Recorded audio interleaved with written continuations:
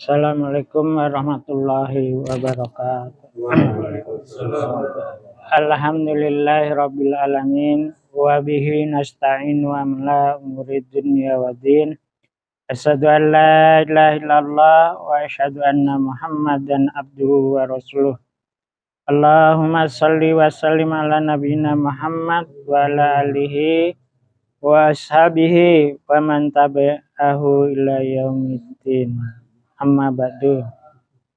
Alhamdulillah, dengan memanjatkan puji serta syukur kita kepada Allah Subhanahu wa taala, pada malam hari ini kita bisa hadir dalam rangka pertama thalabul ilmi, yang kedua kita saling bersilaturahmi, yang ketiga tentu bagian dari ketaatan pada Allah, Rasul dan ulil amri, yaitu mengadakan taklim atau kajian-kajian ilmu, di mana dengannya kita sebagai seorang muslim mendapatkan tambahan ilmu-ilmu tentang syariat Islam, dan tentunya dengan ilmu itu terus bertambah keimanan kita kepada Allah dan hari akhir insyaallah.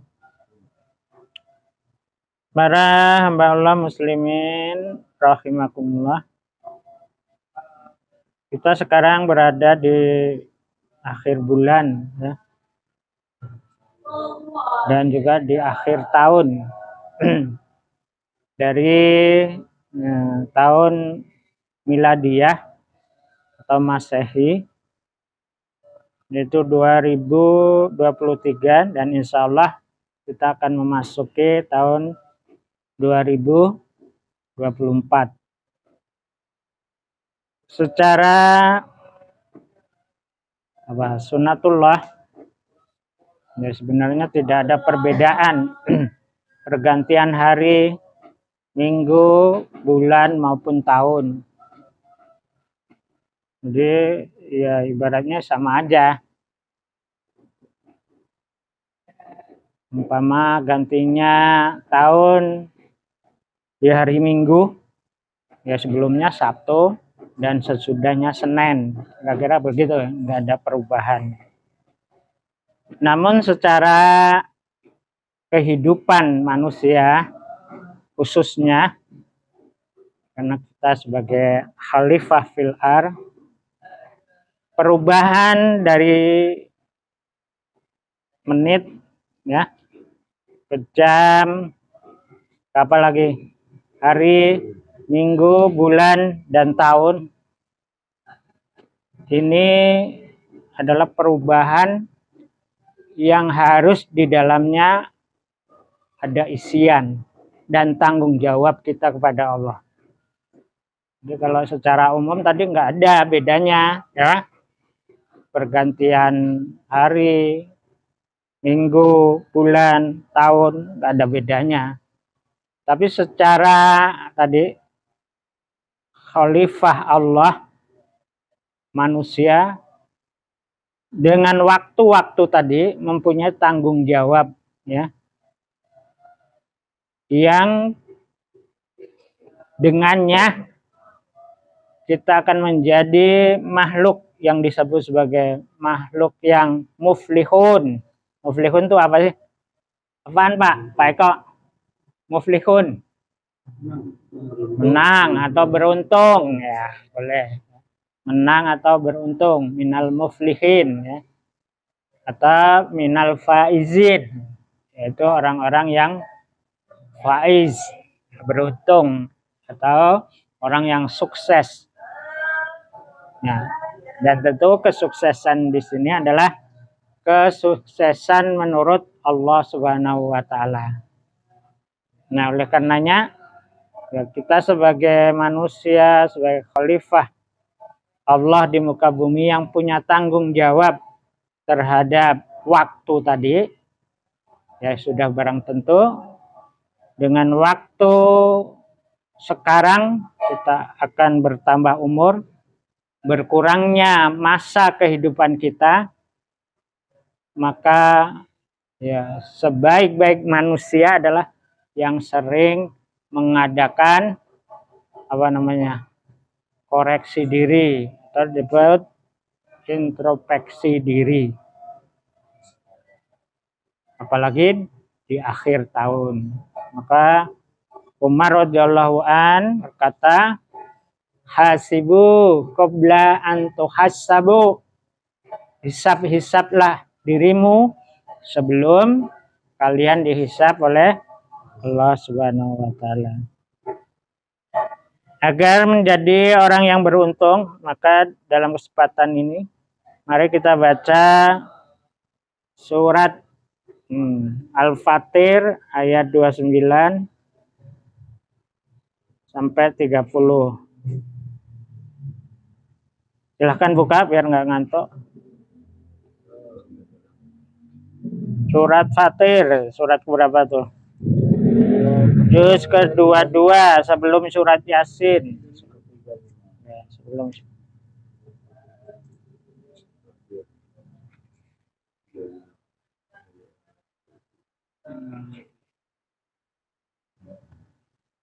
Baik, saya dulu, kemudian diikuti 29 sampai 30. A'udzu billahi minasy syaithanir rajim. Mari. A'udzu billahi minasy syaithanir rajim. Bismillahirrahmanirrahim. Bismillahirrahmanirrahim. Innal ladzina yatluna kitaballahi wa aqamus shalah. Innal ladzina yatluna kitaballahi wa aqamus shalah Wa anfaqu mimma razaqnahum sirran wa alaniyah. Wa anfaqu mimma razaqnahum sirran wa alaniyah. Yarjuna tijaratan lan tabur. Yarjuna tijaratan lan tabur. Liwaffiyahum ujurahum wa yazidahum min fadlih. Liwaffiyahum ujurahum wa yazidahum min fadlih. Wa yazidahum min fadlihi innahu ghafurun syakur. Wa yazidahum min fadlihi innahu ghafurun syakur. Siapa yang ada artinya baca? Ada nggak, Pak? Dan melaksanakan sholat dan menginfakkan sebagian rezeki yang kami anugerahkan kepadanya dengan diam-diam dan terang-terangan. Mereka itu mengharapkan pandangan yang tidak berbeda yang tidak ada, agar Allah menyempurnakan pahalanya kepada mereka dan menambah karunia-Nya. Sungguh Allah Maha Pengampun, Maha Penyakur. Ya, baik. Jadi ayat ini ya Ibaratnya sebagai materi untuk koreksi diri kita dan materi untuk di tahun yang akan datang lebih baik dari tahun yang kita tinggalkan, atau disebut lan tabur, yaitu tahun mendatang adalah tahun yang apa? Tabur tadi tidak merugi, artinya menjadi orang yang beruntung. Innal ladzina yatluna kitaballah, sesungguhnya orang-orang yang selalu membaca kitab Allah. Apaan? Al-Quran. Al-Quran. Dalam kalimat tadi disebutkan yatluna. Nah, bermakna senantiasa atau selalu, karena di sini ada fi'il mudhari'. Jadi maksudnya kalau tadi dikatakan bahwa orang yang tidak akan pernah merugi hidupnya, baik masa lalu atau masa yang akan datang, dialah orang yang selalu membaca Al-Quran. Jangan lupa, membaca Al-Quran. Kita tadi dapat ilmu dari Ustadz Lili tentang apa tadi, politik dan lain sebagainya. Itu sebenarnya ilmu-ilmu dunia. Artinya jangan sampai kita hiruk pikuk, apalagi nanti masuk apa tahun 2024, tahun politik, kita memilih presiden, wakil presiden, gubernur, terus apa lagi, wakil gubernur ya, termasuk ya, terus DPR, ya, MPR dan lain sebagainya. Jangan sampai hal itu merugikan kita. Karena yang paling utama orang yang akan beruntung adalah orang yang selalu membaca Al-Quran. Selalu membaca Al-Quran. Siapa yang bilang saya sangat sibuk? Maka tadi kesibukannya akan merugikan di sendirinya kalau dia tidak menyempatkan dirinya tiap hari membaca Al-Quran, akan menjudi. Sesibuk apapun ya kita bisa tadi memberikan waktu, entah habis sholat, sebelum sholat, bisa. Kalau bisa rajin sebenarnya. Atur udah berapa setiap hari itu? Ikut one day one juice udah? Hah?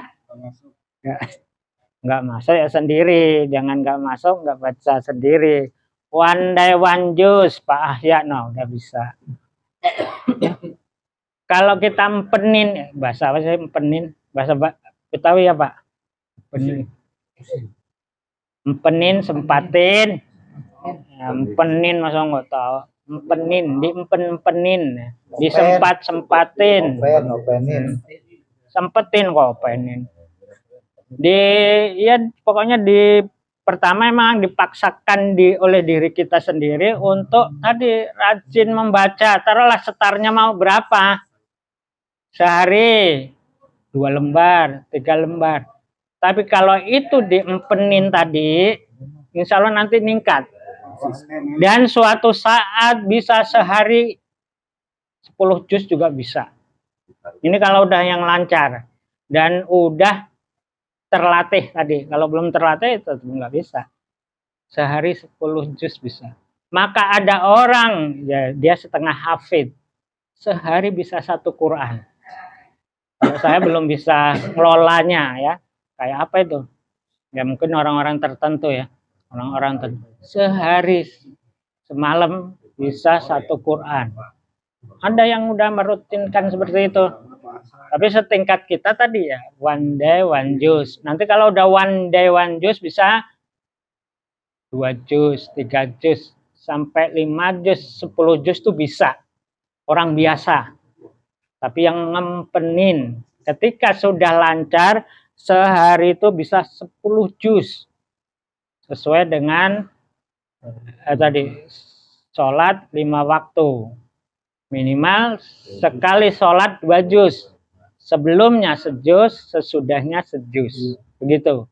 Itu mudah dan bisa dilaksanakan oleh siapapun, tapi yang sudah biasa ya, yang mengamalkan one day one juz, nanti meningkat sampai terakhir tadi 1 hari 10 juz. Dan ini yang ya boleh dikatakan sesuai dengan sunnah Rasulullah SAW. Artinya yang dibolehkan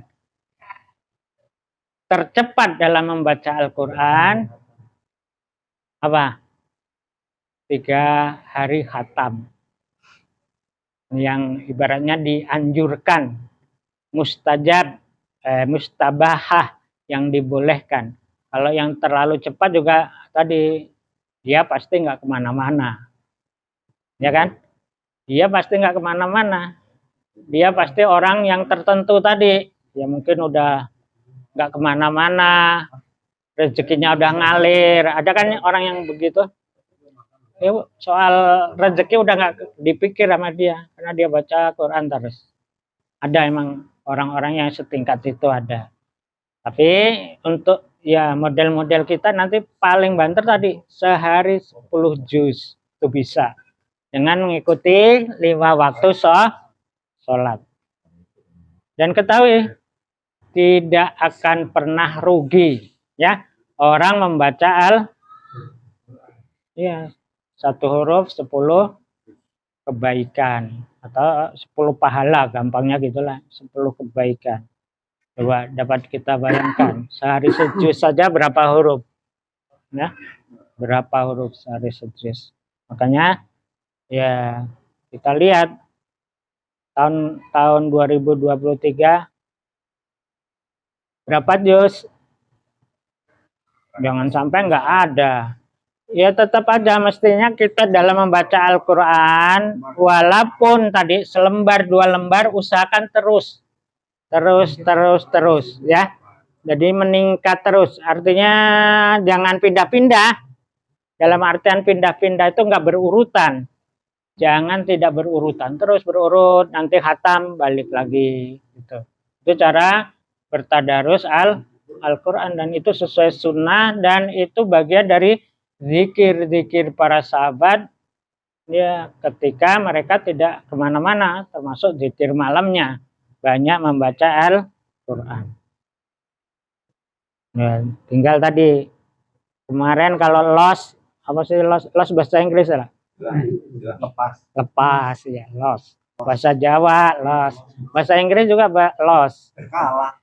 Iya, loss kalah. Artinya nggak ada apa-apanya Qurannya. Jika tahun kemarin loss nggak membaca Al-Quran beberapa juz, maka niatkan dari sekarang. Niatkan. Kapan lagi? Pak Rais, kapan lagi? Pak Saibi, kapan lagi? Tanya diri sendiri, ya. Kapan lagi? Ayo mulai. Ya semampunya, tapi terus, ya. Artinya ya kalau udah Al-Baqarah, Al-Imran terus, nanti tamat, balik lagi. Syukur-syukur tadi one day one juz, berarti dalam sebulan tamat, bulan berikutnya terus, nggak putus itu. Lantabur, Allah menjamin tidak akan apa? Merugi. Kemudian yang kedua, wa aqamus shalah, dan mendirikan sholat. Melaksanakan sholat sama mendirikan sholat beda nggak? Beda. Nah ini yang dituntut oleh Allah adalah mendirikan sholat. Udah diajarin ya. Di situ menjaga waktu, di situ menjaga kafiyah, susah nulis dan kaifiyah ya, tata cara ya, rukunnya, sunnahnya dan lain sebagainya, juga termasuk hikmah dari sholat itu sendiri. Inna sholata tanha anil fahsya wal munkar. Coba kita lihat sholat kita selama setahun. Masih ketinggalan banyak, masih kurang khusyuk, pikirannya kemana-mana, masih kurang siap kalau ada azan dan lain sebagainya. Perbaiki. Siapa yang memperbaiki sholat, maka dia termasuk orang yang beruntung. Tidak hanya untung di akhirat saja yang disebutkan dan dijaminkan oleh Allah, termasuk untung di dunia. Maka ada istilah, jika kamu ingin memperbaiki duniamu, dunia kan di situ maknanya banyak ya, maka perbaikilah sholatmu. Itu antara lain.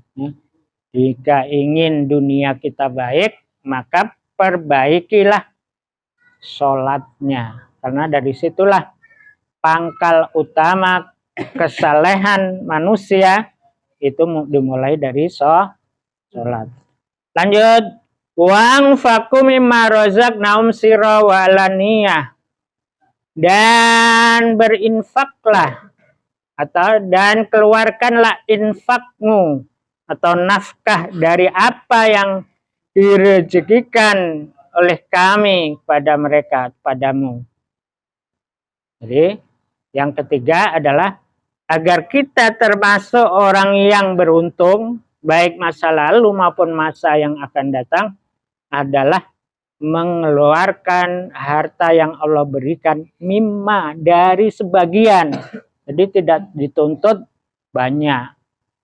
Ya kalau ada istilah sekarang 1/5 atau apalagi 50 per bulan dan lain sebagainya, itu pengembangan dan ijtihad. Tapi yang jelas Allah katakan mimma rozaqnahum. Ya.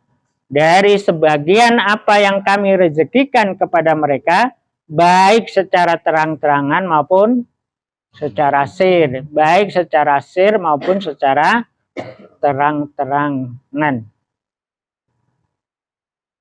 Jadi berarti kita koreksi di akhir tahun ini akan 3 hal. Yang satu apa tadi? Membaca Al-Quran. Yang kedua, sholat kita. Yang ketiga, sedekah infak kita. Karena ada orang-orang tertentu, ya kalau kita sudah terpimpin, ada arahan-arahan infak bulanan, ada jariah, dan insya Allah udah bagus ya dalam hal ya dibiasakannya kita berinfak. Tapi coba lihat orang-orang yang masih belum dalam satu jamaah wal imamah.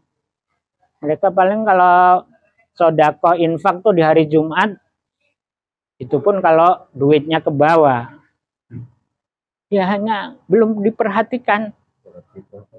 Apalagi sampai zakat mal, belum mereka merasa, wah apaan zakat untuk siapa dan lain sebagainya. Jadi bukan merasa itu bagian kewajiban seorang muslim seperti wajibnya sholat.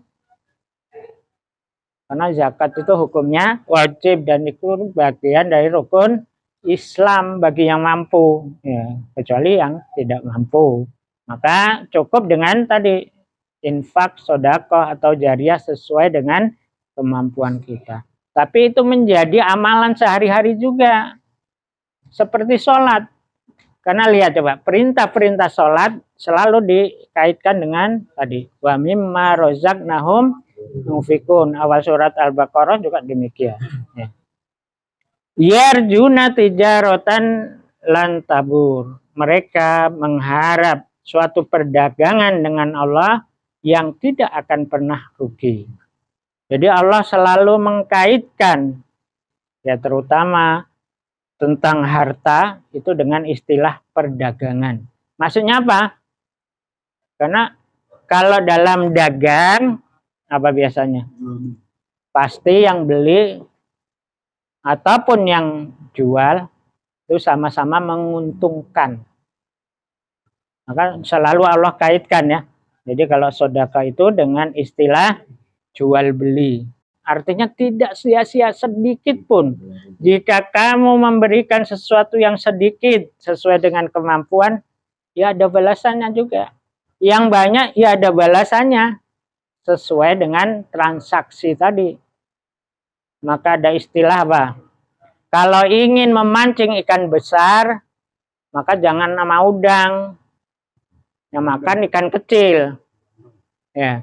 Ingin memancing ikan yang besar berarti dengan bandeng yang besar ya, atau dengan tongkol besar, baru akan mendapatkan mungkin hiu dan lain sebagainya besar.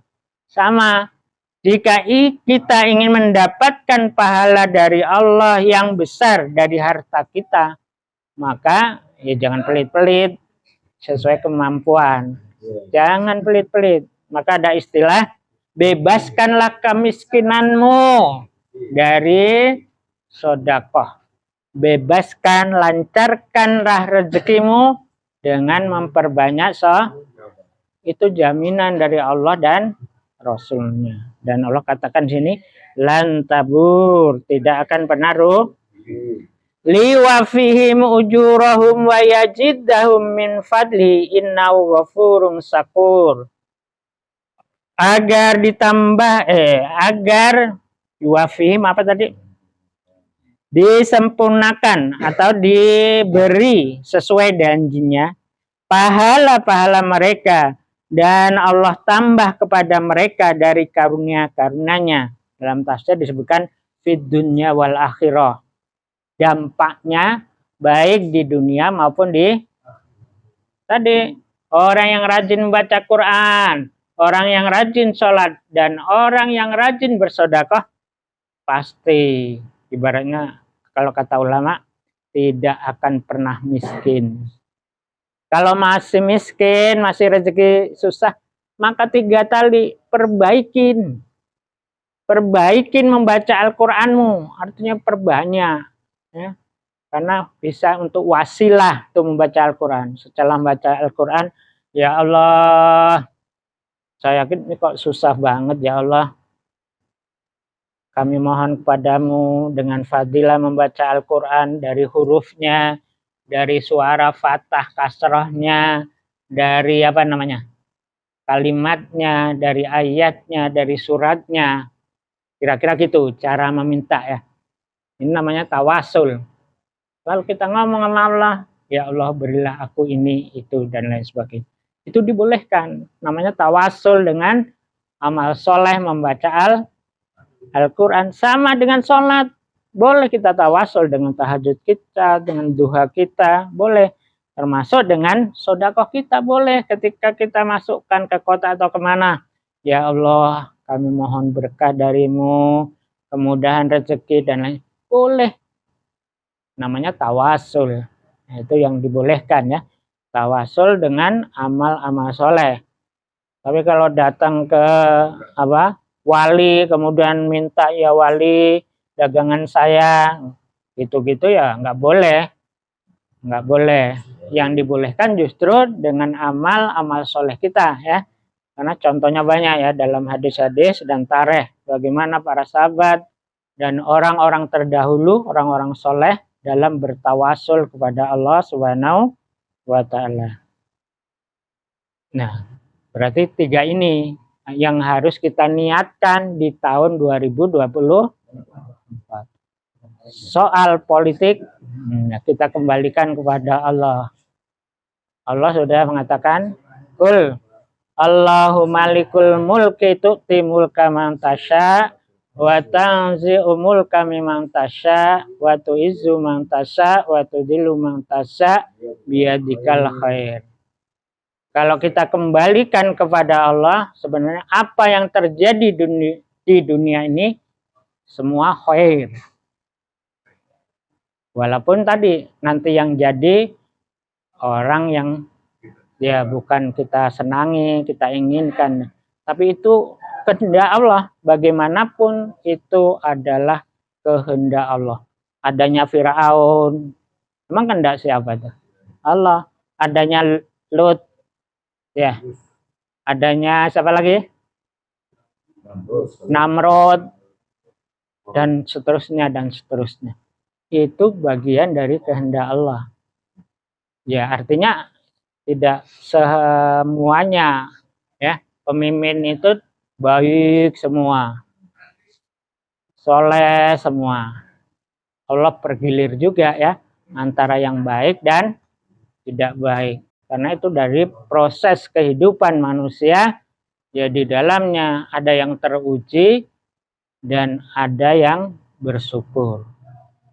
Maka ya kita dalam menjalankan tadi tahun politik ya sesuai dengan arahan imam, karena kita udah punya imam.